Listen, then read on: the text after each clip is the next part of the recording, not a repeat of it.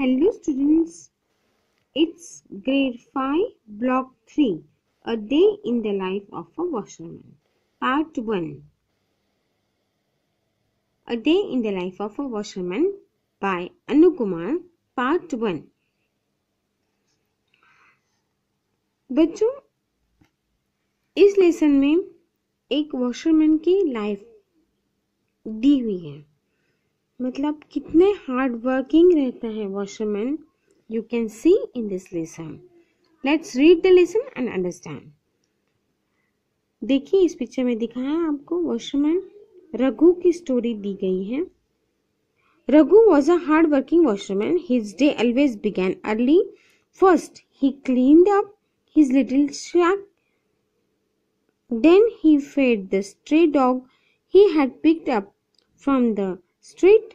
After that, he prepared a small meal for himself. अब रघु बहुत ही hard working washerman था। उसका दिन बहुत जल्दी शुरू होता था और पहले तो वो अपनी झोपड़ी जो है वो क्लीन करता था। उसके बाद स्ट्रीट डॉग जो है उसने जो पिकअप किया था स्ट्रीट से, रास्ते से, उसे खाना देता था और उसके बाद खुद के लिए कुछ बनाता था। इस तरीके से उसका जीवन चल रहा था। Next, he got on to his bicycle. देखिए, इस पिक्चर में आपको दिखाया है। He rode past the tall buildings. Every year there were more and more of them coming up, and his tiny shack looked even tinier in front of them. हर साल buildings ज़्यादा ही ज़्यादा हो रही थी और उसकी जो हट थी वो उनके सामने बहुत छोटी दिख रही थी। On arriving at the community where he had customers, अब रघु के कस्टमर्स थे जिस कम्युनिटी में, he first greeted the watchman who sat on his chair. Hello, beautiful morning, Raghu waved back. He never had time to notice how beautiful the morning was.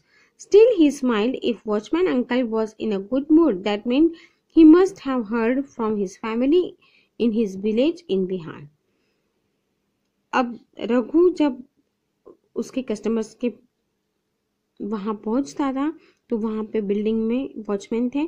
Watchman को greet करने के बाद अगर watchman अच्छे mood में है तो समझ लेना चाहिए कि उनसे उनके फैमिली से बात हुई है जो कि बिहार में थी। As soon as he came to the first building, he pulled out his notebook. There were many clothes he picked up for washing and ironing from different houses. The notebook helped him to remember it. It also helped him keep track of the money people owed him. There were some who paid him at the end of the month, others who did so daily. अब जैसे ही वो first building के नीचे आता था वो अपनी notebook निकालता था और उस नोटबुक में उसने बहुत सारे उसके कस्टमर्स ने जो भी पैसे पे किए हैं या जिनके रहे हैं पैसे देने के लिए, वो सब नोट डाउन रहता था उस नोटबुक में। बहुत सारे कपड़े उसके पास आयरनिंग के लिए और वॉशिंग के लिए रहते थे उस बिल्डिंग के। अब ऐसे भी लोग थे जो उसे महीने के अंत में पैसे देते थे और ऐसे भी लोग थे जो उसे डेली इस चीज के लिए पैसे देते थे। किस तरीके से चल रही थी। Today there were different things to be picked up from different houses. After he had bundled all of these clothes into a big white sheet, he slung it over his shoulder. On his way down the stairs, Raghu tied with care the sheet with the crumpled up clothes inside it. अब रघु जो है वो कपड़े लेने के लिए एक white sheet, एक जो बड़ी वाइट शीट थी उसको अटकाता था। स्लंग मतलब hang something loosely, that is the past tense of sling,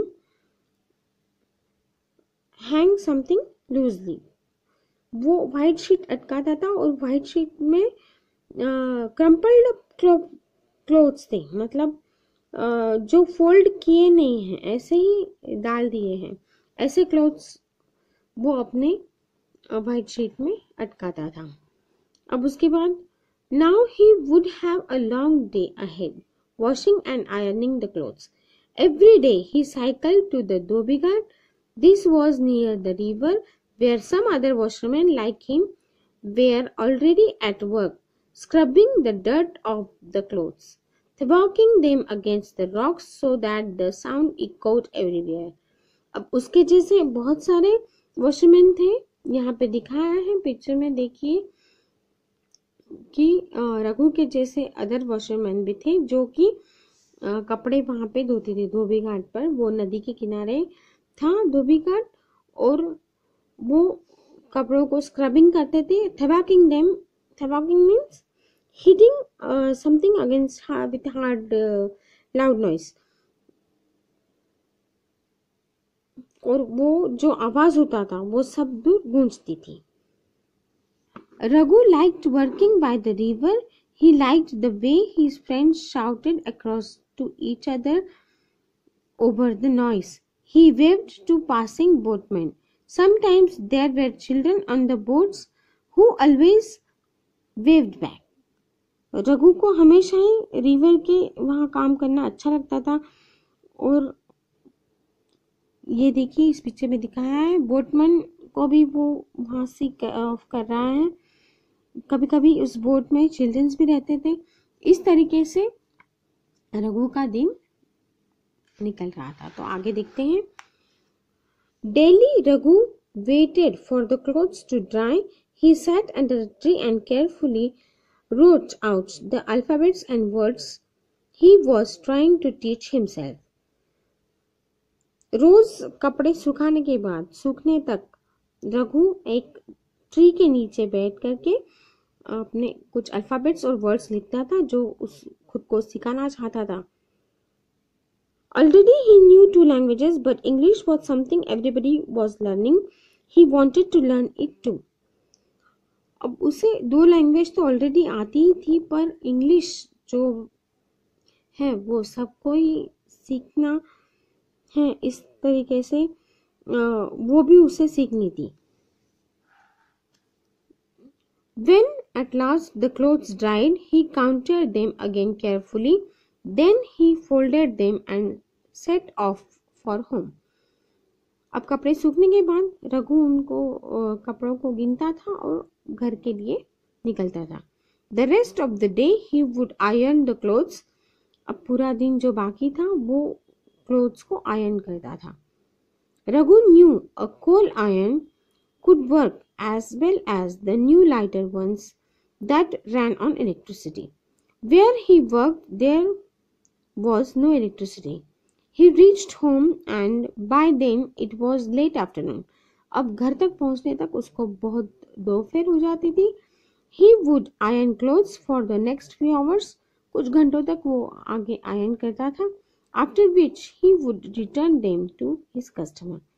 उसके बाद उसे कस्टमर्स के पास जाना होता था। देखिए इस पिक्चर में आपको दिखाया है। इस तरीके से रघु का दिन पूरा होता था। Finally, it was time to go home.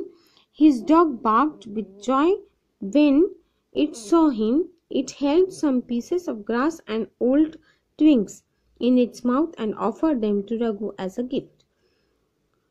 अब अंत में जो है वो घर जाने का टाइम होता था।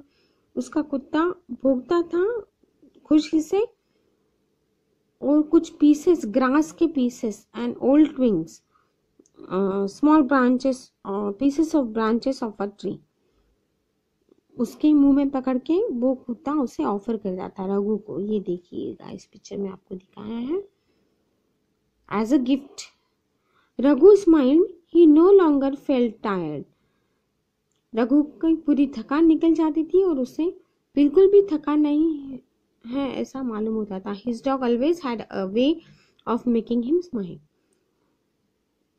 तो इस तरीके से रघु एक बहुत ही हार्ड वर्किंग वॉशरमैन था।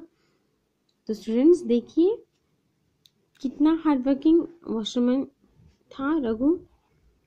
I think you can understand the lesson well. Till our next video, goodbye.